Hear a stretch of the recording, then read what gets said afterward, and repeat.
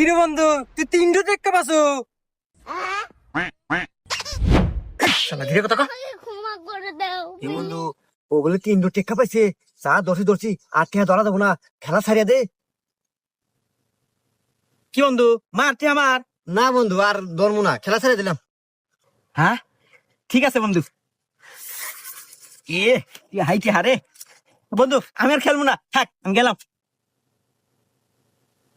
শালার কপাল কি রে 3 টেক্কা পাইলো হ্যাঁ হাই রে কপাল আমার ঘরে বা কপাল কোনো হলো না না